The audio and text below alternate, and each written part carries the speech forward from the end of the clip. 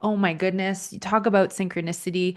I have had so many guidances the last few weeks that I need to record an episode on this. It is a fiery topic. It is a controversial topic. It is probably a triggering topic. So I'm coming from love always, but I'm always also here to help you plant seeds of awareness and light the fire under your butts, and advocate for you to address the roots of what's going on for you. Today, I'm going to talk about ways Ozempic fuels binge eating. We're going to talk about Ozempic today.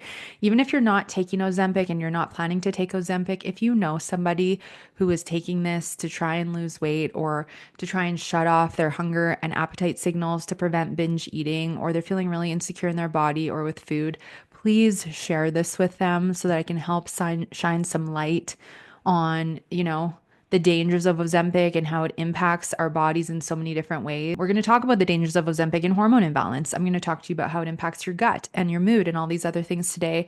And then I'm going to talk to you how we can go from the quick fix to root cause approach, which is what I am all about in this show. I can't control if you get triggered or not, but it's so important that we advocate, that people like me advocate for you and stop, tolerating all this quick fix to continue to be pushed and misused and abused. There is a use, but it's to the point where it's misused and abused. And I'm going to talk about that right away. I want to acknowledge this topic and that it can be very triggering. And I can't control, like I said earlier, if you get triggered or not. But sometimes if we get triggered, it's the sign of what we need to look at and work on next and advocate for you to do your deeper work and actually heal and actually gain freedom from self-sabotage, self-punishment, unworthiness, and self-loathing. Okay. So you can claim food and body freedom and step into the woman you've always dreamed of being. That is the goal. I don't support practices or recommendations that will only enable more of the opposite and what you don't want. And in my opinion, lately, Ozempic has become a trend, a fad, a band-aid, and a quick fix, and it's being misused and abused for misaligned reasons. And of course, the PHARMA is making a ton of money off of this. And my big red flags are tons of ads. Okay, we saw Super Bowl ads pushing this stuff. We are seeing tons of celebrity promotion and endorsement and multi-million dollar and billion dollar ad campaigns. My husband Phil was telling me this morning that he saw this. He's getting all these Ozempic ads on his Facebook, which I find so weird. You'd think they'd be on mine. And he's like, yeah, there was this ad and all these women on a sailboat twerking, saying how like Ozempic just like fixed them and everything's amazing and their vacation's so enjoyable because they took Ozempic and they got their Ozempic body. And I'm just like, this is the freaking marketing. It gets people. If you are unhappy with your body, if you're afraid of losing control with your body and food, if you don't feel good enough, they feed off your desperation. They feed off your fear. They know how to pull you and be like, this will fix everything. It doesn't. They make a ton of money off of you. And then all of your issues are exasperated and you still have to deal with them tenfold now. And then they'll try to sell you something else. That's how it works. There's a time and place for this. And I'm going to talk about the time and place. But when I hear others that I know that have type 2 diabetes and are dealing with blood sugar issues and they can't get their Ozempic, which is what Ozempic is for blood sugar to manage their diabetes. This is screaming just like big red flags. It's for blood sugar management. Also, though, side note, there's so many other things that we can do to regulate blood sugar, even if you're type 2 diabetic. Like, I should do a whole episode on blood sugar regulation, but it's like cortisol and inflammation and all these other things. Like, it's not just taking a drug. It's like, if you have to and it's a life-threatening thing, so be it. But it's like, otherwise, it's lifestyle, it's habits, it's mindsets, behaviors, it's relationship with food, body, self-worth, like prioritization on your list, hormones, gut health, inflammation. There's so many other things that we have to actually be willing to look at. And the question is, are you up for that? Or are you going to go around the circle again in another quick fix? In a rare circumstance where your health is on the line and it is an extreme circumstance and temporarily something is being suggested to help you with fatty liver, or it's going to help you with your blood sugar because you're a type 2 diabetic, that's up to you to decide. And that's, to me, again, what it's supposed to be used for. But I don't believe that Ozempic should be used to address binge eating or weight loss for many reasons. And I'm going to explain all of that to you today because it becomes a sabotage. And due to the way that it impacts you mentally, emotionally, physically, energetically and spiritually, even as well. It shuts off and slows many systems. And that is not tuning in, tapping in, and healing. That is just suppressing and shutting off and avoiding. So if you're currently taking Ozempic to try and fix binge eating, the binge purge cycle, to try and lose weight, to try and gain control with your relationship with food, and think it will magically resolve all your issues, I'm sending you so much love. And I hope this episode helps inspire you to actually address the roots and to stop trying to band aid and quick fix your way out of circumstances that are so deep rooted in many things other than just taking a medication. It's like you are going to make your choices. I'm not here to try and dictate what you should do, but I'm here to educate you and tell you the honest truth. I've been in this business for almost 12 years now. I healed my relationship with food in my body. There is so many better ways than this. Okay. If you're debating going on Ozempic because your friend, your colleague, your sister did it and is super skinny and isn't eating and you're desperate to lose weight or stop overeating or binge eating, I really encourage you to listen to this first, maybe more than once, and consider the deeper work and consider the costs and consequences of another band-aid quick fix.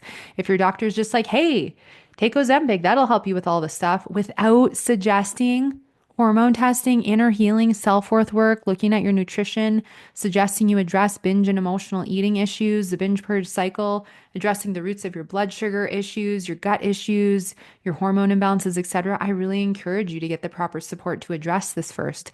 It's irresponsible, in my opinion, of a doctor to just say, hey, take this and not assess anything else. And that goes for anything, not just this circumstance, okay? People in the health industry need to be asking for more history, spending more time with their clients, their patients, and they get a cut. That's the honest truth. They get a commission. And while there's some great doctors who will not just do this, a lot will, because it's all about following the money. I got to be honest here. This is so important that we have these honest conversations and we can have healthy debate. We've all tried quick fixes. I tried a lot of them too. And I can tell you, in the beginning of the deep struggles I had with binge eating, if this was as readily available back then, I would have also been tempted. Okay. Like I just think of Amber 15, 16 years ago, 100% I would have been tempted. And, I'm so glad that I didn't. And I'm so glad I stuck out the hardest moments and, kept going on the journey. I was relentless to figure it out. It took time. There was many ups and downs, but it was worth every ounce of it because my healing and freedom have given me my life and given me my life back in an incredible life that I'm beyond blessed and grateful for. And now I get to help all you beautiful souls. And I want to help give you the insight into why that is the most empowering choice that we can make. You're going to do whatever you feel called to. That is up to you. That is the experience that you're here to have. But I really pray every day more and more that our new normal is going to be marketed around addressing the roots, not more quick fixes. Like I said, there are exceptions. Okay. If you're an exception, type 2 diabetes, serious health issues, liver issues.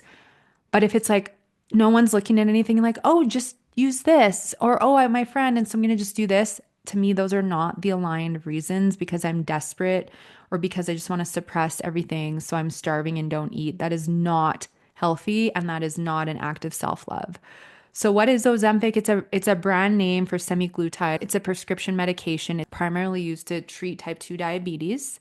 And it's part of a class of drugs called GLP-1 receptor, and it mimics a hormone that helps regulate blood sugar levels, right? So it's blood sugar. So it helps with insulin secretion, helps the pancreas release insulin when blood sugar levels are high.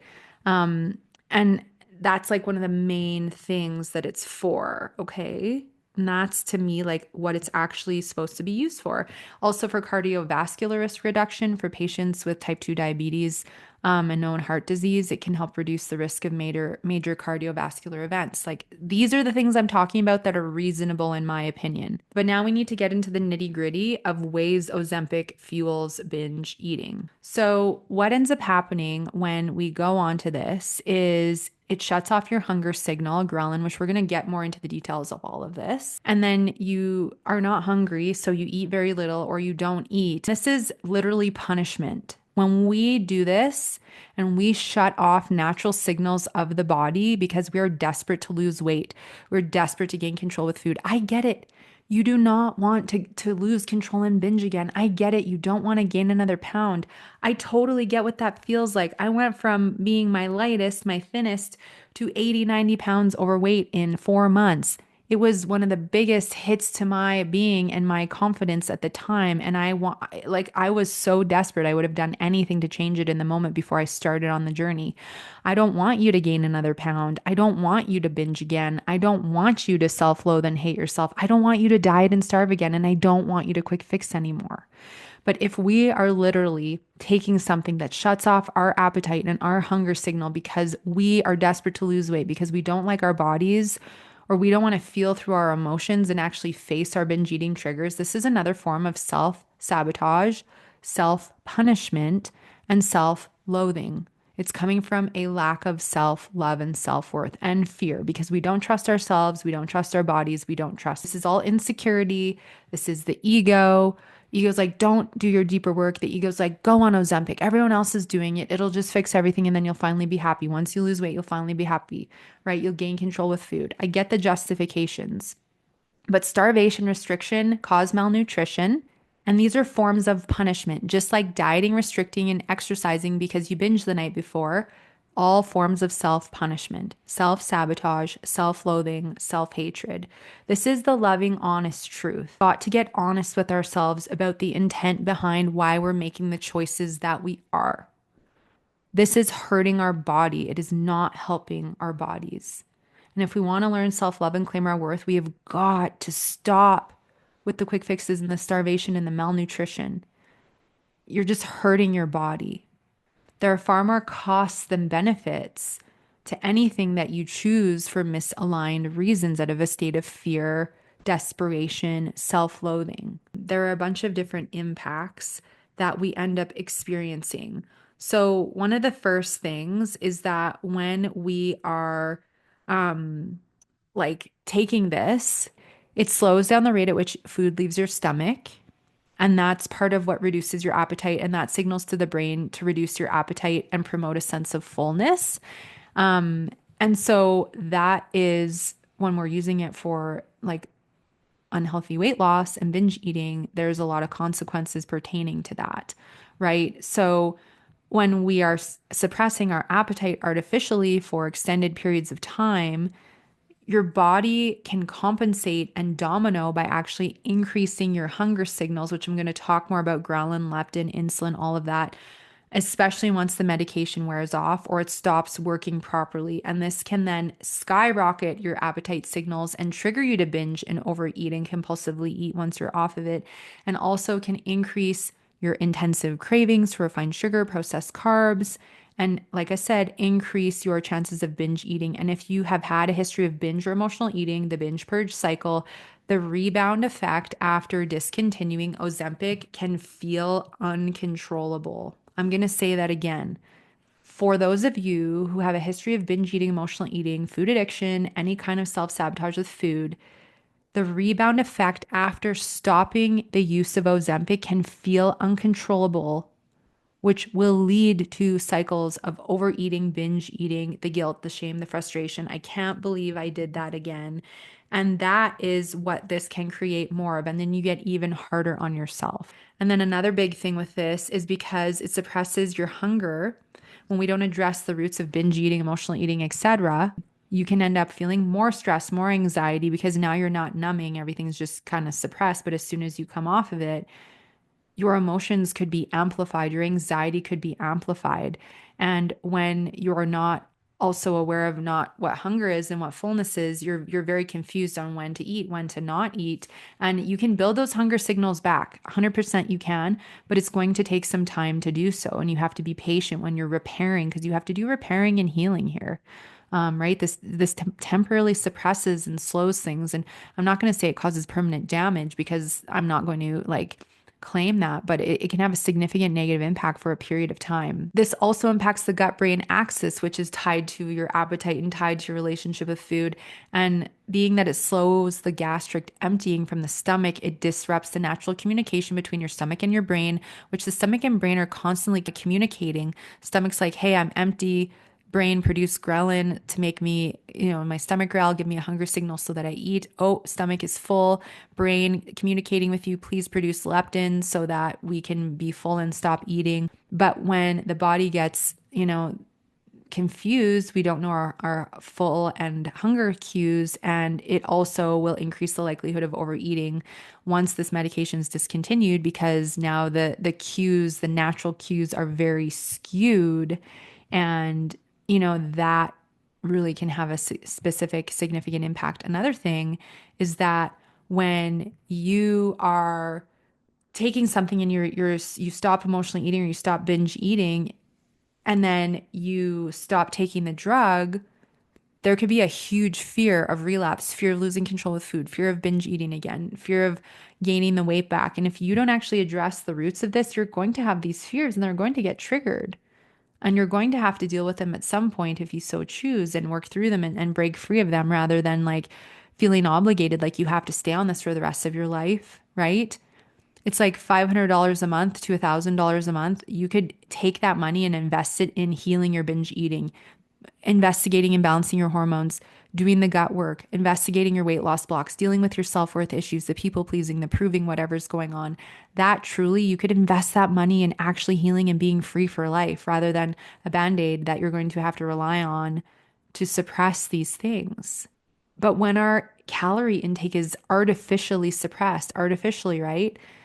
We will have this response from the body, like the increased hunger hormone, the increased appetite as a response, the cravings for a lot of processed foods, high fat, high sugar foods, because the body's like, oh my gosh, I need something, which can trigger the binge eating episodes. And then because some of you may not feel hungry at all if you're taking this and you're not eating enough, you may have intensive hunger later in the day or week that leads to overeating, and then nutrient deficiencies that amplify cravings. You become deficient in iron, B12, vitamin D, ferritin, magnesium, your electrolytes, your minerals, so many different things if you're not eating regularly, you're not getting your nutrients from food. And not only that, but if you've been using emotional eating as a coping strategy and now you're not emotionally eating because you're not hungry, what are you doing with all the emotion that's been suppressed? If you remove the reward mechanism, you may feel deprived and you may eventually feel rebellion as well and want to continue to go back to binge eating. Those are some of the things that this can really impact from that regard. And a couple other things I want to touch on, like I said, I want to talk about how binge eating and Ozempic, how this impacts our ghrelin and leptin, because there's a huge tie to that as well. So we're going to talk about that next because I've done episodes before where I've talked about ghrelin and leptin. Make sure you go check them out. These are our hunger hormones. We're not taught about these, and this is extremely important that we learn about this because if our appetite's off, this is a sign our hunger hormones are not functioning properly.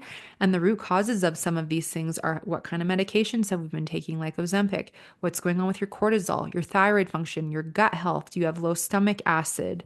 Do you have low dopamine? There's different things to look at here. But like I've talked about, Ozempic impacts your hunger and if you feel satiated and full or not. And it is, part of the suppressing appetite and slowing digestion, but it disrupts the regulation of your hunger hormones, ghrelin and leptin. And we don't want to disrupt natural rhythms in the body, because it will potentially like domino or explode in your face. And then you end up like with way higher hunger. You don't know what full feels like. It can really, end up not working out in your favor. But ghrelin is produced in the stomach and it stimulates your hunger signal, your appetite, and promotes your desire to eat and nourish your body. And levels rise when the stomach is empty and fall after you eat. And then you produce leptin, which makes you feel full. And it is, of course, as you eat, and that's why I'm all about eating slowly and mindfully, because as you eat slowly and mindfully, of course, you will produce leptin and then you will feel full and then ideally you will stop, right? And this is leptin production plays a critical role in regulating, your appetite, your energy, your hormones, like weight, metabolism, all that kind of stuff. The after effects of this is slowing gastric emptying, reducing the appetite because it's signaling to your brain, your stomach signaling to your brain that you're full. But the problem with this is that if your cues are diminished and you don't know what's full and what hunger feels like, you may get confused and overwhelmed, and that can become an easy binge or emotional eating trigger. Not eating enough suppresses metabolism, and even if you lose weight, it's easier to gain back more and put on even more because of the negative impact on metabolism, your thyroid function, etc. And when Ozempic is discontinued or paused and the effects wear off, or maybe just you're taking it and the effects are wearing off, your ghrelin levels, like I said earlier, can rebound sharply. And the body perceives a period of starvation, right, during while you're using this essentially, and compensates by increasing ghrelin production. And this leads to intense hunger, cravings, urges to overeat, even like the obsession of starting to plan your binge. What do I want to eat? All that kind of stuff. And prolonged suppression of ghrelin can interfere with your body's ability to regulate hunger naturally. We can resolve this, we can course correct this, but it's just going to take a different period of time for everyone, depending on how long you were on or have been on this. But these play a huge role. And then it just, again, it really impacts your hunger and your appetite. And that's a huge emotional eating trigger.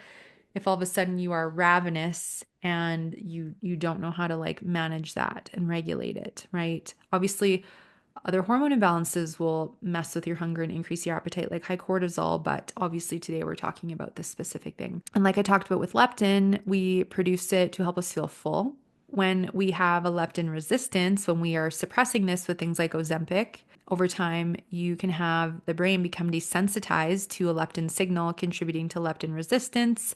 And if the brain does not hear, quote unquote, like recognize leptin is being produced for you to stop eating, you can have persistent hunger and keep eating because you're not having that communication properly, clearly between the brain and the stomach. And so you keep eating. Even though you're eating enough or you're overeating, you may not recognize what full feels like because your body is misfiring and not producing enough of your leptin to help with that. And then this, of course, increased hunger, decreased, lower energy levels. All of this is going to impact everything that we're talking about. The other thing as well is obviously, and I've kind of mentioned this, but it's easier to gain weight back when you have this Ozempic leptin ghrelin imbalance. Um, Also, of course, not only is it impacting your hunger hormones and your metabolism, your body is going to want to store fat more easily after being deprived. It just, when we suppress our metabolism, it's easier to store. And then, of course, your hunger signals being all over the place, the desire to binge, but you don't want to lose control. You don't want to gain weight, the fear, the anger, the frustration, this emotional distress, and this fear of losing control over your weight, your body, whatever it is. It's very emotional, right? And that can become a trigger. It's like all of this can just become a big trigger. And unfortunately, it just amplifies these behaviors and it can make them worse than they were before. Or maybe you didn't have a binge eating issue before and now you do because everything that I've been talking about thus far has contributed to that. Obviously, if you're, not nourished and you're not eating properly, that can really impact your mental health as well. And not only is it not good for, trying to heal binge eating and emotional eating, it's obviously not necessarily ideal for weight loss either. It's a temporary quick fix. And once you stop the medication, there's hormone imbalances, weight regain, potential binge eating. You don't know your hunger signals. There's all other kinds of health risks, including thyroid risks, osteoporosis, bone loss, gastrointestinal issues, all kinds of risks. And it doesn't promote sustainable habits. Okay. It leads to reliance on a drug rather than you deciding to take control and take your power back with food in your body. It disrupts natural processes and that makes it harder for your body to work in harmony with you. So it's very important that we understand all of that. You know me, it's all about addressing the roots. We don't want the superficial quick fixes. We don't want to lack building connection with our bodies. We don't want to, block ourselves from, learning how to listen to our bodies, building awareness. We also don't want to avoid addressing the behaviors, the mindsets, the beliefs, the unworthiness issues that are at the root of all of this. And if you want to sustain weight loss and you want to actually like heal a relationship with food, we've got to address the roots of what are causing the weight gain. And that's always physical, mental, emotional, energetic, and spiritual. Same with binge eating and emotional eating. All five planes you will experience different emotional triggers, different physical triggers, spiritual and energetic triggers, foods, addictive ingredients that are triggers. There's so many different things that we actually have to address. That's what I want to explain, some of the ties. So if we go back to just summarize so far, it amplifies the likelihood of binge eating. You don't actually address your triggers, whether you're binging or emotionally eating. And it's going to mess with your hunger hormones and make it easier to set you up for more of that once you come off of it. Okay. Now I want to talk about Ozempic and hormones. When we are doing this, not only does it affect our hunger hormones, but malnutrition and restriction will cause a spike in stress hormone production. Okay. Of course, that is your cortisol. It can also impact your thyroid function. Okay, and increased risk of thyroid C cell tumors. Okay, we don't like that. Thyroid hormone disruption, because it messes with your metabolism, your gut health, and these are very tied to your thyroid function. When we're restricting, we suppress our metabolism in as little as 4 days, which is directly going to impact our thyroid function. So if you already have a thyroid issue and or it could create one, okay? And we don't want to suppress our metabolism or our thyroid function because it just makes those things worse in the long run. And when you're in this rapid weight loss or you're not eating, like I just mentioned cortisol, but elevated cortisol makes you feel puffy. You shuttle more abdominal weight to your abdomen. Okay. You gain weight in the abdomen. You can have more insulin resistance. Okay. Um, and it really messes with your communication signals for your appetite. You feel more hungry, you have increased appetite, more sugar and salt cravings. And then you end up with the fatigue, exhaustion. You can't sleep well. You're waking in the middle of the night. Now you're having trouble losing weight. You have anxiety. Your mood's really impacted. Your cycles left you. It just amplifies more of that. Women will have more regular menstrual cycles taking Ozempic, more hormone imbalances like estrogen dominance. It could impact and fuel the likelihood of PCOS. When we are losing weight really fast, it can really impact your estrogen storage and release as your fatty tissues are a significant source of estrogen production. And if you lose weight really fast and all that estrogen is released from your fat cells, that can skyrocket your estrogen. And also, like I've talked about in previous episodes, if we have high cortisol or a thyroid issue, we can end up with really low progesterone, have irregular cycles, more PMS, PMDD, fertility issues, more menopause symptoms, night sweats, hot flashes, not sleeping well, not fun, this stuff. We need to also understand that if you've never had your hormones tested, if you have gut issues, if you are not eating regularly through the day and you're skipping meals and you're dieting to try and lose weight, but you're binge and emotionally eating and you're stressed to the nines and you're at the bottom of your priority list and no one is asking you any questions about your history and your behaviors and your habits, tell me about your relationship with food. Tell me about your self-worth. Tell me about how you feel about your body and your weight. Are you tired? How are you sleeping? How's your cycle? Tell me about your cycle history. Tell me about this. If people are not asking you these questions and getting an in-depth explanation from you, and they're just telling you, oh, you want to lose weight? Oh, you're overeating. Here, let's put you on Ozempic. I mean it with love, but like, no, that is not a good enough response. And you deserve better from your healthcare practitioner. And you deserve somebody who's going to advocate for you and champion for you, even though it's hard and it's difficult for you to go through addressing the roots. Like, you deserve someone who's going to cheer from you, not just like, oh, I have the answer. Just take this. Just take Ozempic. It's going to fix everything. They're doing a disservice to you 100%. It's just a quick fix. I want to tie this into gut health a little bit because, like I talked about, we have delay emptying of the stomach. For some people, you may have an increased risk of gastroparesis, which is where the stomach takes too long to empty. And that prolonged digestive slowdown really impairs your nutrient absorption. Deficiencies of vitamins and minerals, which I already mentioned. And your gut brain connection plays a huge role in everything to do with your health, your mood. Um, and when you have changes in your bowel health and your motility, it impacts your gut flora, which I talk about all the time. And if your gut flora is off, you're more inflamed, you're more puffy, your serotonin and dopamine reduce. Okay. 90% of your serotonin is made in the gut. And if your gut is not happy and functioning properly, your mood is heavily suppressed. Okay. That really impacts your mental health. That is significant.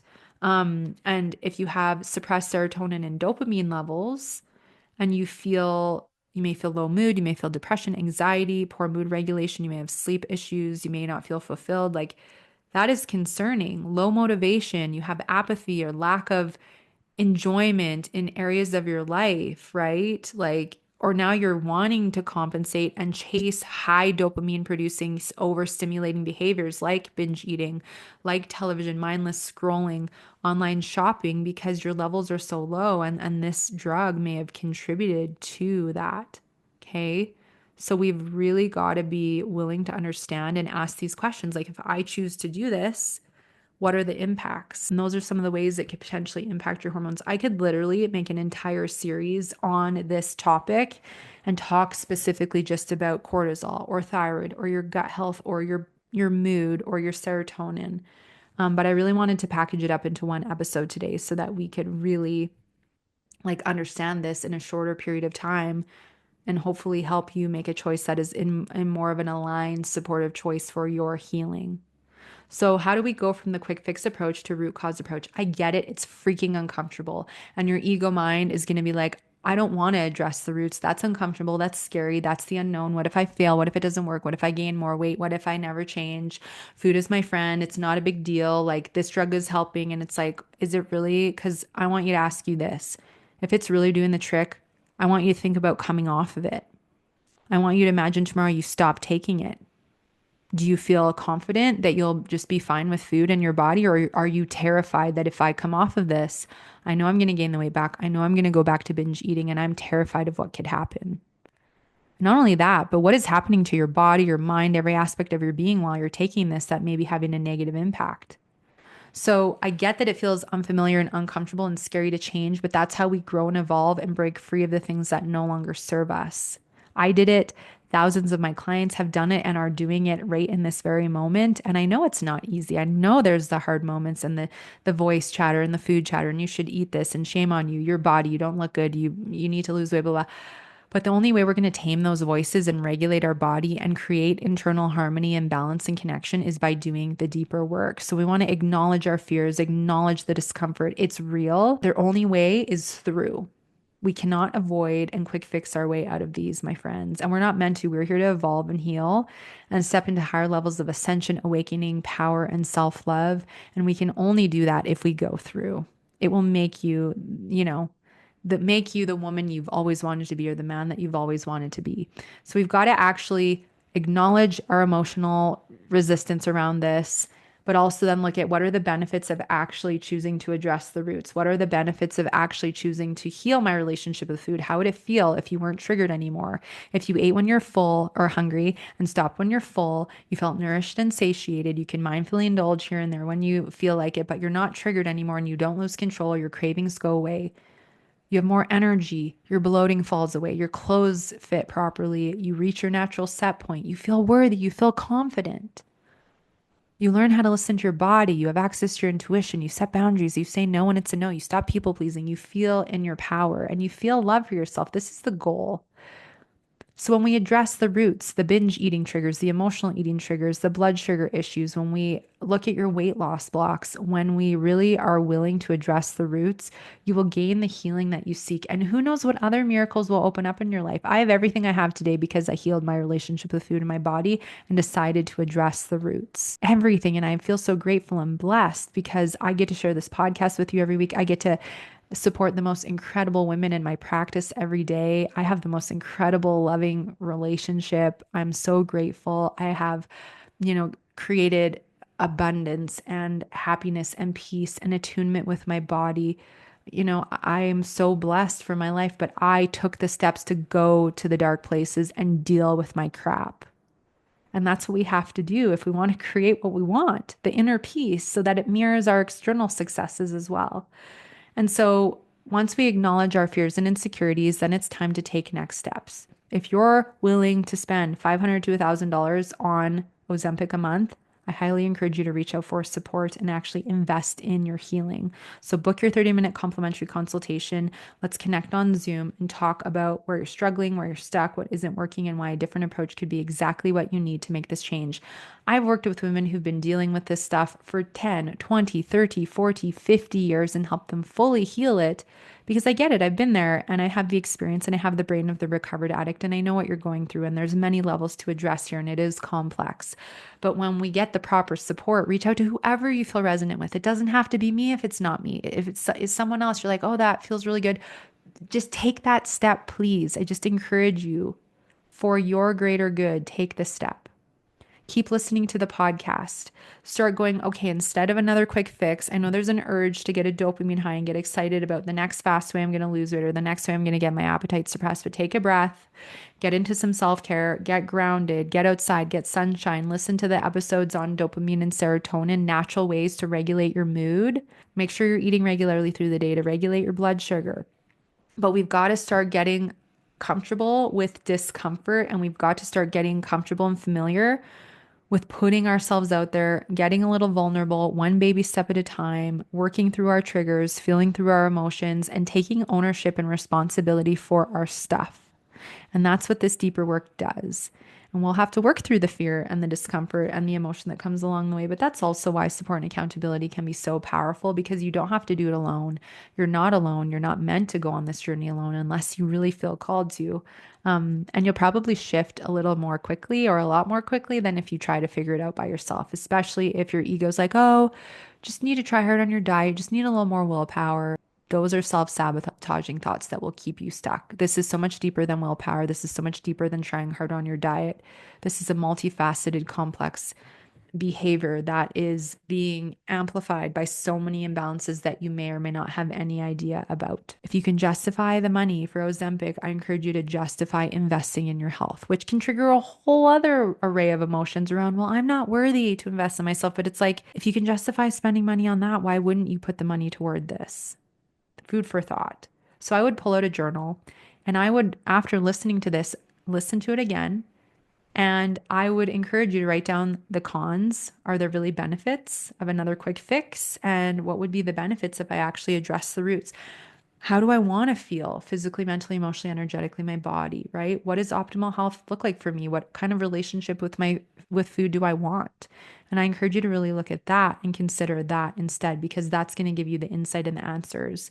And you know what? Book the consultation. Whether or not you sign up is completely up to you, but even just to have the conversation, shed light on what's going on and get it off your shoulders. Sometimes it's just the relief to have the conversation and tell someone in a safe space, which I highly invite you and welcome you into. This is my rant for today, my beef with Ozempic. There's a small time and place, just like there is for any medication. There's certain circumstances. I've already explained what those are in this case, but it's being misused and abused. And I want to really shine the light on that for you so we can address the roots and you can actually break free rather than take something and have these behaviors be amplified and get worse because, it was sold to you as a good idea. That's really where I'm coming from. I want you to prevent that from happening and I want you to heal on a deep level and experience the freedom that I experience every day with my body and food. I want you to have that. That is the gift I invite you to step into. Keep listening to the podcast or book a consultation, send an email, whatever you need, but just let's connect so that you can know you're not alone and that there is a totally different approach, a better approach, a more aligned approach, an approach that really stems from the self-love and self-worth that is already within you that you're going to reclaim when you go on this journey. I want to hear from you down in the comments. I want you to share with me, did this trigger you? Do you agree with what I have to say? Or are you, do you have some other experience that you've had where this has actually benefited from you? I'm open to hearing about the benefits you've experienced, but from where I stand, I'm advocating for addressing the roots. So leave a comment below, like the video if you want to see more content like this, and I will see you again soon.